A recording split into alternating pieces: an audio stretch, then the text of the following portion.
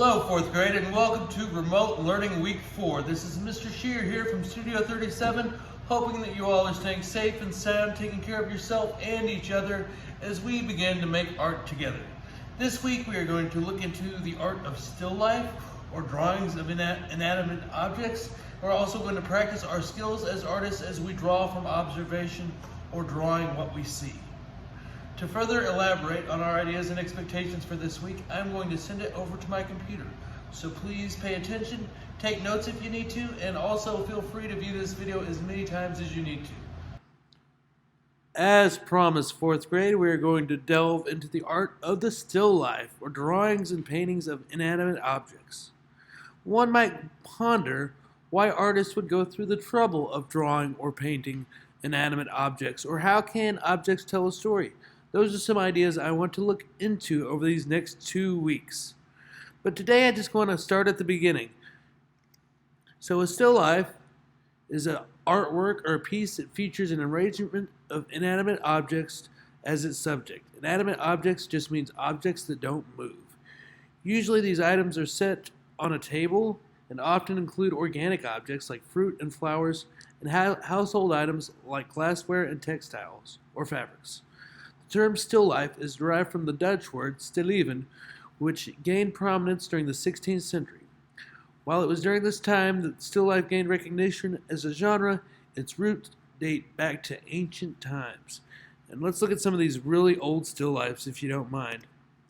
The earliest known still life paintings were created by the Egyptians in the 15th century BCE, so 3,500 years ago, guys. Funerary paintings of food, including crops, fish, and meat, have been discovered in ancient burial sites. The most famous ancient Egyptian still life was discovered in the tomb of Menya, a site whose walls were adorned with exceptionally detailed scenes from everyday life.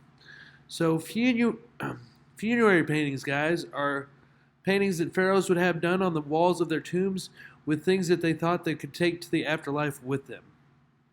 We're going to go up just about 1,500 years, and look at this still life from Pompeii. See, because ancient Greek and Roman artists also made frescoes, or paintings made by mixing paint into plaster. One of the most famous frescoes is probably The Last Supper, painted by Leonardo da Vinci. But in these frescoes, you find them depicting everyday objects as well.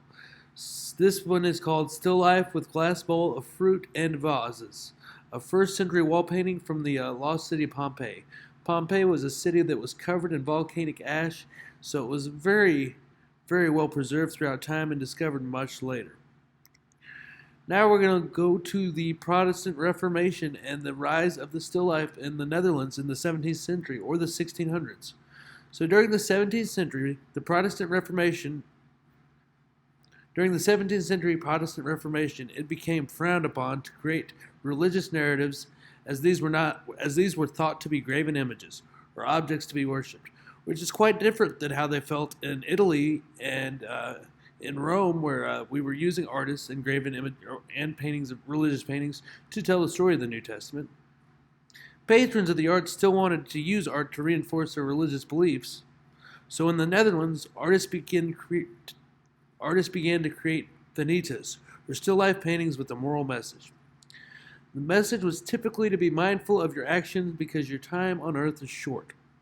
So there's also kind of implied that you will have to answer for what you choose to do. So now I'm going to take some time and show you 3 different vanitas and see if you can start to find how they work. So if you look at this, the most obvious example of a reminder that life is short would be the skull. Skulls often show up in vanitas, but you also see this really elegant gold chain and locket. I think that's a locket. Another thing you might see to represent the brevity or the shortness of life is an extinguished flame. So you see the smoke rising up from the lamp. And another thing that you might see to remind us of the brevity of life is a knocked over glass or overturned glass. But those are just some of the things you might see. If you look at this one, we still see very much of vanitas. You see these beautiful flowers Of course, that's in contrast with the skull. Of course, these cut flowers will die soon. So, again, that reminder of time. Another thing they would do to remind us of the passage of time is have books with the pages turning. That was also a symbol of passing time. And this is an hourglass. So, an hourglass was used to measure time. And your sand would go from one side to the other side. And if you look, there's no more sand at the top of the hourglass. So, their time has ran up. This is the last one. I'm going to let you look and see what you see before I give away some hints.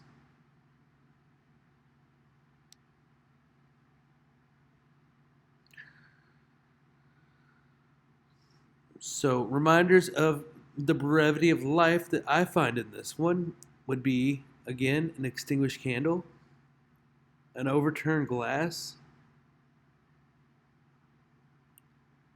and then back here you still see the skull, and there's pages in a book turning, and musical instruments in this time would often represent a romantic relationship, so it seems like that might have soured as well.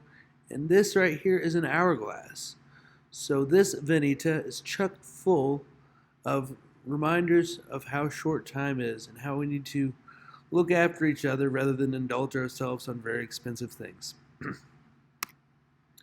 So for this week, I want you to, from observation, meaning I want you to set up your own still life, doing the best you can, create 3 sketches of a still life that contain at least 3 objects. Can it have more than 3 objects? Of course, it can have as many objects as you want, but at least 3.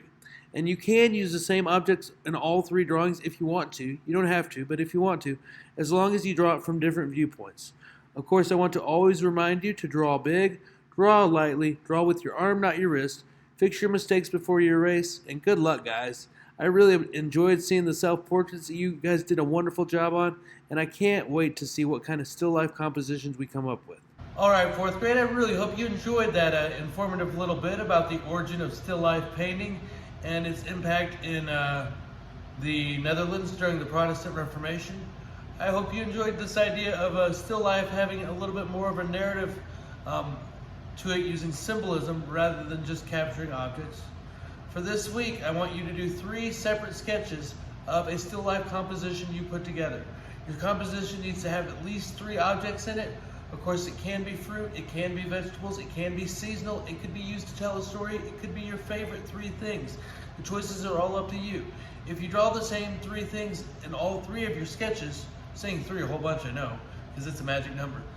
But if you draw the same 3 things in all 3 of your sketches, I want to see 3 different viewpoints.